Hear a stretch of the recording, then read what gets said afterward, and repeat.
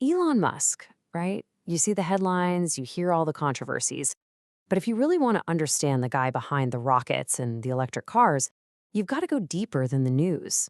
We have to start with this one just startling question he asked his own biographer. Do you think I'm insane? I mean, just think about that. That's the question Elon Musk drops on journalist Ashlee Vance after a long dinner. It's a question that completely reframes everything you think you know about him. It's not a joke, it's him genuinely asking about his own mind and his own mission. So you gotta picture the scene, right? It's this high-end Silicon Valley restaurant. Musk has just put away a lobster dinner, and then he literally tears apart a cotton candy sculpture with his hands. And then, right after agreeing to let Vance write his biography, he looks him dead in the eye and hits him with that question. It's really the key to understanding a man who just seems to be operating on a whole other level.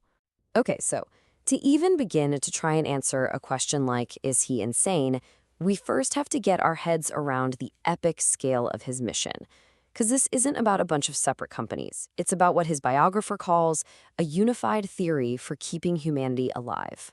This idea of a unified field theory just changes everything. For Musk, the goal isn't money, it's not fame. It's his deep belief that humanity is at risk of what he calls self-imposed or accidental annihilation. And he's decided that he's going to be our insurance policy. So how do all the pieces of this grand plan actually fit together? Well, think of it like this. SpaceX, that's the ultimate escape plan, right? It's humanity's lifeboat. But Tesla and Solar City, that's the mission to fix the main ship, so hopefully we don't even need the lifeboat. Each company is a critical piece of one single mission, to save us from ourselves. And that right there, that's the crucial point. When your goal is to save the entire human race, you're not just a CEO managing a bottom line. No, you become a wartime general. And as you're about to see, war has casualties. And the general, well, he often suffers right alongside his troops. But a vision that big, it comes with a brutal, punishing price tag. Because the road to changing the world, it's paved with these moments that would have completely shattered almost anyone else. Just take the year 2000. Musk is on a plane, finally taking a long-delayed honeymoon. And while he's literally in the air, his board back at his company, X.com, stages a coup. They kick him out. He lands, not to a celebration, but to the news that he's been replaced as CEO. And as if getting kicked out of your own company wasn't bad enough, a little while later, he takes a rare vacation and gets a severe case of malaria. He spends 10 agonizing days in the ICU, loses 45 pounds, and comes incredibly close to dying. It took him 6 months to even feel normal again. And his big takeaway from that near-death experience?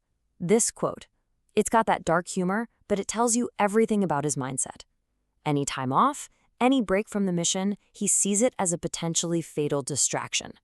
That relentless drive isn't just a work ethic, it's a survival strategy. But nothing compares to 2008. The whole year was a nightmare. It starts with a painful, very public divorce. Then in August, the third Falcon 1 rocket explodes on the launch pad. A total disaster that nearly ended SpaceX right then and there. And by the end of the year, both Tesla and SpaceX were just weeks, maybe even days from going completely bankrupt. Everything he had poured his life into was about to just disappear. And this wasn't just business stress, you know? This was a deep, physical, emotional breakdown. His partner at the time, Tallulah Riley, said he looked like death itself, that he was in actual physical pain, having nightmares where he'd scream in his sleep. This is the human cost of that giant vision. Musk himself has this phrase he uses to describe it. And in 2008, he wasn't just staring into the abyss, he was hanging over it by a thread. This constant state of crisis is basically the price of admission for the kind of work he's trying to do. So, how does a person not only survive something like that, but go on to build a literal empire? Well, you have to play by a totally different set of rules. You need a general's playbook for getting the impossible done.